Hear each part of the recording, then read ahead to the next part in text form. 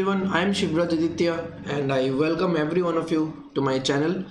So this is the part 6 of 7 shorts. I hope every one of you are doing well and हमने 5 parts cover कर लिया है. So covering around 35 questions. तो last part से मैंने थोड़ा exponents and quadratic equations के questions लेना स्टार्ट किया है. सो चलिए देखते हैं कि आज के सेशन में हम लोग कौन से 7 बेहतरीन क्वेश्चंस देखने वाले हैं. So without any further delay let's start. So this is the first question. How many different pairs a, b of positive integers are there such that a lesser equal b and 1 by a plus 1 by b is equals 1 by 9. Okay, बहुत ही सही question है, अच्छे level का question है. आपको सोचना पड़ेगा, एक आपको अपने माइंड में एक मेथडोलॉजी डेवलप करना पड़ेगा. सो जैसे यहाँ पे पॉजिटिव इंटीजर्स बोल दिया है, ठीक है, इससे हमको क्या समझने को मिल रहा है कि लाइक अगर मैं सिर्फ a को 9 ले लेता हूँ, 1 by 9 यही हो गया, तो b क्या आएगा? Like 1 by b will be 0, है ना? समझ में आ रहा है ना? अगर मैं a को 9 लेता हूँ तो 1 by 9 left hand side right hand side ये दोनों कट हो जाएगा, तो 1 by b विल बी 0. तो वो तो नहीं हो सकता. मैं a को 9 से कम नहीं ले सकता.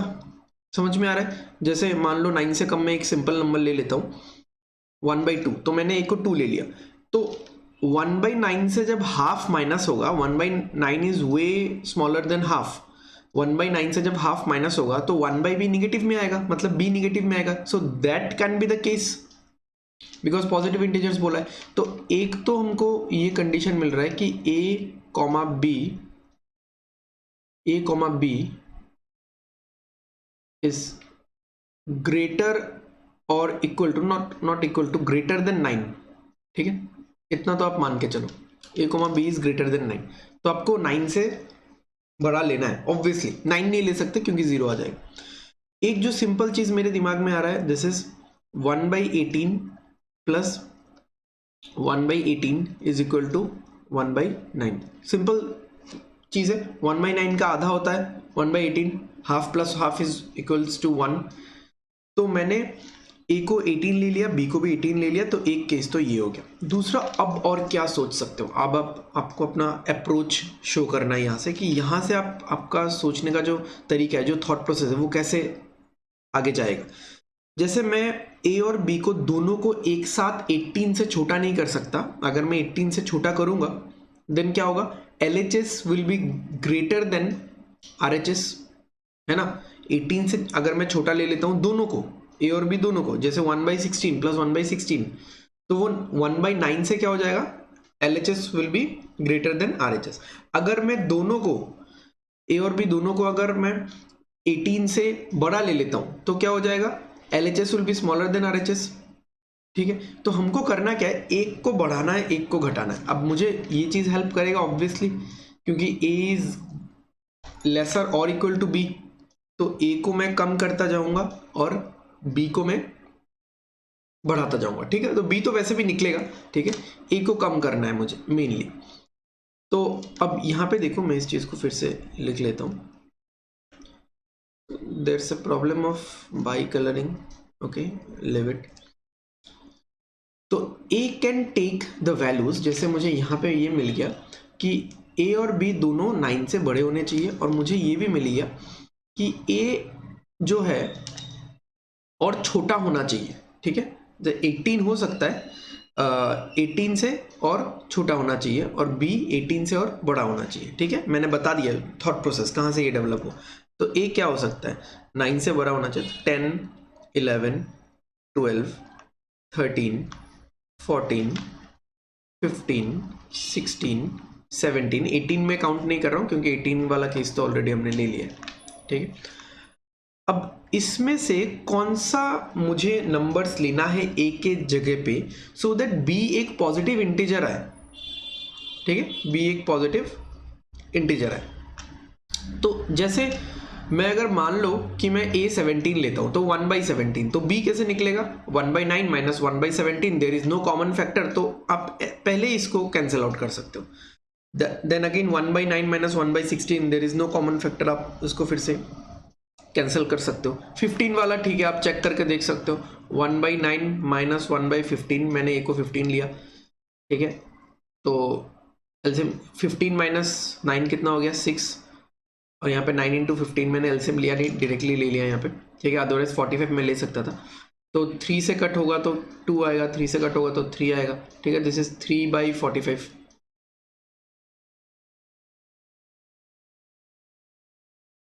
Got it. आई गेस कुछ गड़बड़ तो नहीं हुआ। 5 और 3 2/45, सॉरी 2/45। तो इसको मैं इस फॉर्मेट में नहीं रख सकता, ठीक है। तो 15 भी कट हो गया, 1 अपॉन समथिंग चाहिए मुझे। 14 के साथ भी 9 का नहीं होगा, ठीक है। 13 के साथ भी नहीं होगा, कॉमन फैक्टर नहीं है। हाँ 12 से एक सही आंसर आ सकता है शायद, वी आर एक्सपेक्टिंग। 15 से भी एक्सपेक्ट कर रहे थे हम लोग। 1/9 माइनस 1/12, तो ए मैंने 12 लिया है, तो it will be LCM will be 36 and then 4 minus 3 आ गया 1/36, तो बैंग ऑन, ठीक है। सो इसको हम लोग काउंट में ले सकते हैं। तो अगर मैं ए 12 लेता हूं देन बी 36 आएगा। अगेन 11 के साथ इट वोंट वर्क, ठीक है। देन नेक्स्ट क्या है 9, तो 1/9 माइनस 1/10, ये भी काम बन जाएगा इससे, 1/90, ठीक है। तो अगर मैं a को 10 लेता हूं तो b 90 होगा। तो मुझे क्या क्या मिला, एक तो 18,18 वाला एक पेयर है, एक है 12,36 वाला, एक है 10,90 वाला, ठीक है। ये a है और ये b है। Got it. सो ये 3 पेयर्स निकल के आते हैं। Got it. सही क्वेश्चन था, थोड़ा आपको सोचना पड़ेगा। Next, in an examination the maximum possible score is n, okay, while the pass mark is 45% of n, तो जो पासिंग मार्क्स है that is 45% of n, a candidate obtains 36 marks but falls short of the pass mark by 68%। तो पास mark से 68% कम मिला उसको, यानी उसको मिला क्या, जैसे कोई भी चीज खुद का 100% होता है, तो अगर 68% कम मार्क्स मिल रहा है तो उसको मिला क्या, उसको 32% मार्क मिला, बाकी 32% ऑफ द पास मार्क। और पास मार्क कितना है, पास मार्क है 45% ऑफ n, ठीक है। और इस इंसान को मार्क्स कितना मिला, इस इंसान के मार्क्स को आप ऐसे एक्सप्रेस कर सकते हो, और उसको मार्क्स एक्चुअल में मिला कितना 36, ठीक है। ऐसे तो ऊपर ऊपर देख के आप कैंसिल आउट कर सकते हो, फिर भी मैं लिख लेता हूँ इन चीज़ों को। 32/100 इंटू 45/100 इंटू n इक्वल्स 36। सो 9 से कट जाएगा 5 बार, 4 बार, 4 से 1 बार, 4 से 8, ओके, 5 से ये 20, और 4 से ये 2, 4 से ये 25, 2 से ये 10। सो नीचे आ रहा है 250, और वो उस साइड चला जाएगा, तो n इक्वल टू 250। सो इस किस रेंज में आएगा, ये वाला तो नहीं होगा, सॉरी ये वाला नहीं होने वाला। मैंने 2 ऑप्शन सेम ले लिया आई गेस, ठीक है। मैंने 2 ऑप्शन सेम ले लिया, बी होगा, बी या सी, मतलब यहाँ पे कुछ एक चेंजेस होगा, like this will be somewhat 253, मान लो इसको 253 एंड 262, ऐसा आप ले सकते हो, ठीक है। मैंने 2 ऑप्शन सेम ले लिया था, ओके। तो समझ में आया ये वाला। नेक्स्ट क्वेश्चन पे चलते हैं। Okay, the number of integers x such that 0.25 lesser than 2 to the power x lesser than 200 and 2 to the power x plus 2 is perfectly divisible by 3 और 4।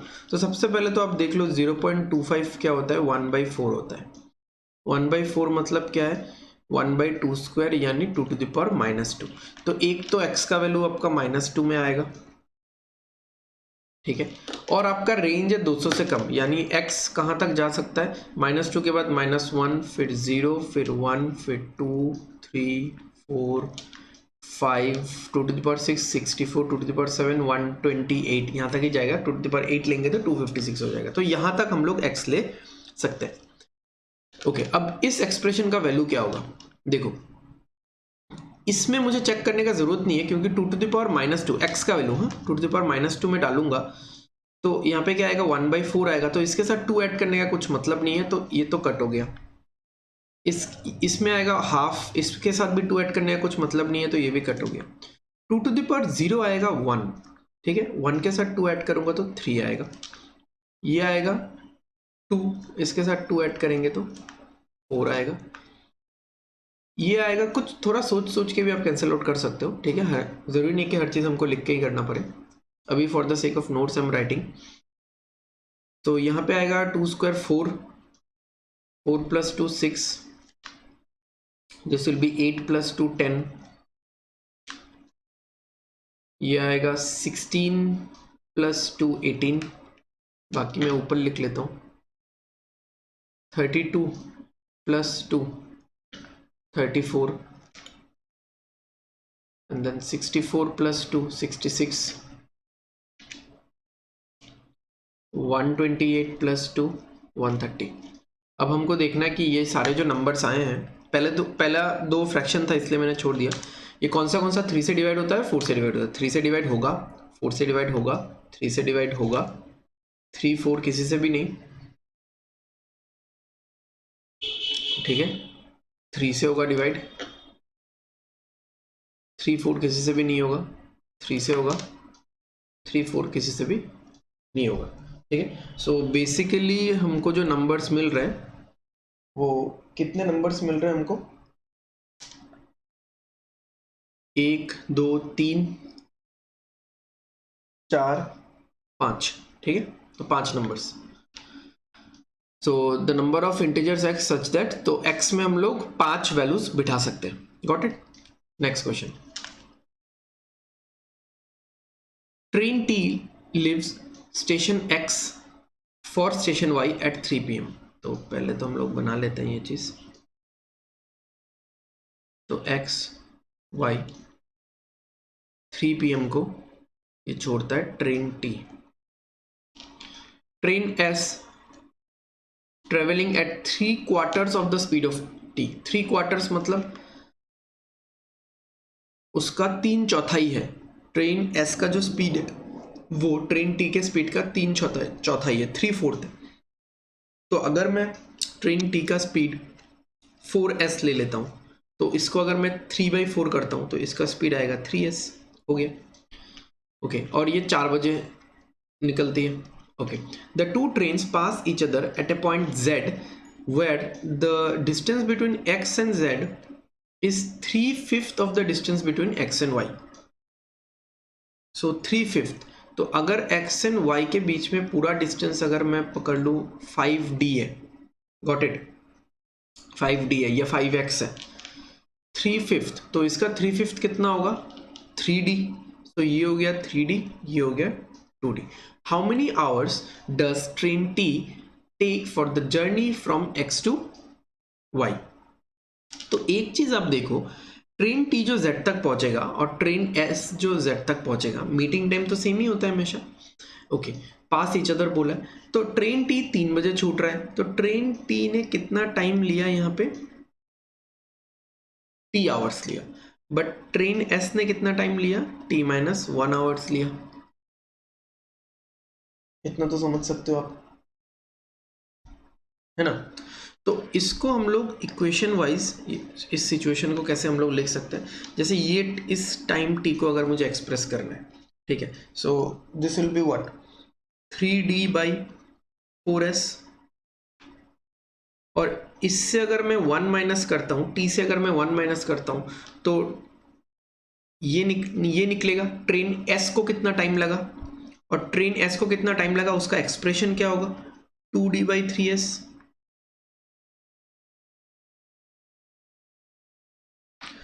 ओके, तो इसको देख लेते हैं हम लोग, 3d/4s minus 2d/3s equals to 1। तो यहाँ पे आ जाएगा 9s minus 9d S D basically, ठीक है। और अच्छा, इसको मैं ऐसे क्यों ही कर रहा हूँ, डायरेक्ट करता हूँ मैं, ठीक है। ये तो रहेगा ही 3/4 माइनस 2/3 इक्वल्स टू 1। तो d बाई एस इंटू यहाँ पे हो जाएगा 9 minus 8 1/12 equals to 1। So d by S का जो वैल्यू आ गया वो आ गया 12, ठीक है, 12 आ गया। ओके, अभी हमको क्या निकालना है, हमको ये निकालना है कि ट्रेन टी को कितना टाइम लगा इस जर्नी को करने में फ्रॉम x टू y। तो x से y डिस्टेंस कितना है 5d, स्पीड कितना है ट्रेन टी का 4s। सो इसको हम लोग ऐसे लिख सकते हैं is equal to 5/4 d by एस, और d बाई एस का वैल्यू कितना है, d बाई एस का वैल्यू इज 12, जो कि हमने अभी अभी निकाला है।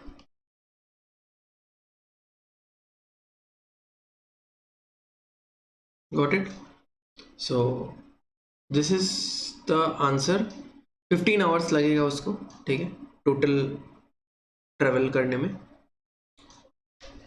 Next, given that x to the power 2018 dot multiply है basically y to the power 2017 is equals to half and x to the power 2016 dot y to the power। Okay, ठीक है, देखते हैं इसको कैसे सॉल्व कर सकते हैं हम लोग। तो अगर हम लोग इस इक्वेशन को इससे डिवाइड करें तो क्या आएगा,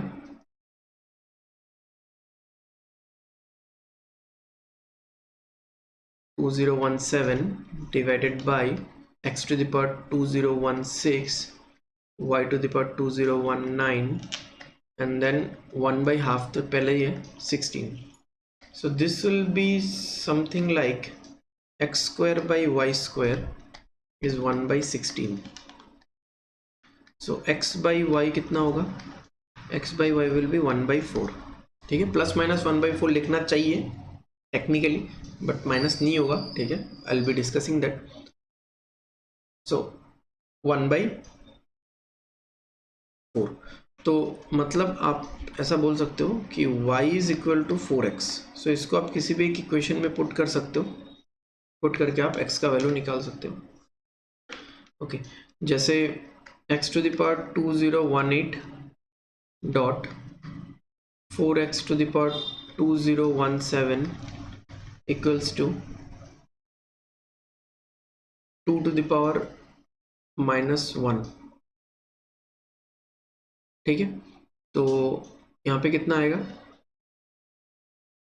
x टू द पावर 2018 और 20 यहाँ पे 4035 डॉट 4 टू द पावर 2017 यानी 2 स्क्वायर, तो एक 2 से मल्टीप्लाई हो जाएगा ये। So 2 to the power 4034 equals to -1। Okay, तो x to the power 4035 is equal to 2 to the power -1 divided by 2 to the power 4034, और ये ऊपर जाएगा तो 2 टू द पावर -4034 होगा, और यहाँ पे 2 टू द पावर -1 है। So this will be 4035 equals 2 to the power -4035। So x will be equals to, इतना लिखने का भी जरूरत नहीं है, ठीक है।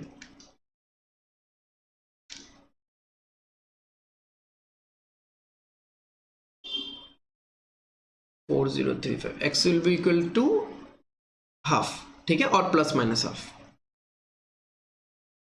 मैं फिर से हाफ ही ले रहा हूं। ओके, तो इतना हो गया हमारा पार्ट, और x अगर हाफ है तो y कितना होगा, x अगर हाफ है तो y कितना होगा 4x, तो y विल बी 2। अब हमको निकालने क्या बोला है, एक्स स्क्वायर जो कि है 1/4 प्लस वाई क्यूब जो कि होगा 8 33/4 विल बी आवर आंसर। अब द पॉइंट इज कि मैंने यहाँ पे प्लस माइनस क्यों नहीं लिया, x/y इक्वल टू 1/4 है तो प्लस माइनस 1/4 क्यों नहीं लिया, क्योंकि यहाँ पे x का पावर पॉजिटिव में आई मीन इवन है, पॉजिटिव है, ठीक है, y का भी इवन है, तो y किसी भी एंगल से x का पॉजिटिव इवन है तो y किसी भी एंगल से यहाँ पे निगेटिव नहीं आने वाला, इसलिए मैंने उसको स्किप कर दिया। हाँ, यहाँ पे मैं प्लस माइनस वाला फंडा ले सकता हूँ या ले सकता था, बट फर्क क्या पड़ना है, ठीक है, x तो वैसे भी हमको स्क्वायर ही निकालना है, ठीक है, एक्स स्क्वायर निकालना है। हाँ, अब एक इशू क्या आ सकता है कि अगर मैं माइनस लूंगा तो ये -2 आएगा, तो यहाँ पे -8 आता है, ठीक है, जो कि यहाँ पे 1/4 माइनस 1/8, तो वैसे भी मुझे पता है कि y तो वैसे भी पॉजिटिव में ही रहेगा, तो y भी निगेटिव आने से रहा, तो on the basis of all this factors और the parameters revolving back of my mind, मैंने निगेटिव वाला जो सीन है उसको ही कट ऑफ कर दिया। Okay, moving to the next question. Humans and robots can perform a job but at different efficiencies. 15 humans, so I'll be doing this can do a job in 30 days. Okay, so I'll be doing this some with the help of like efficiency into time by work equals to constant. ठीक है, this is a very basic funda. So 15 humans plus 5 robots working together take 30 days to finish a job,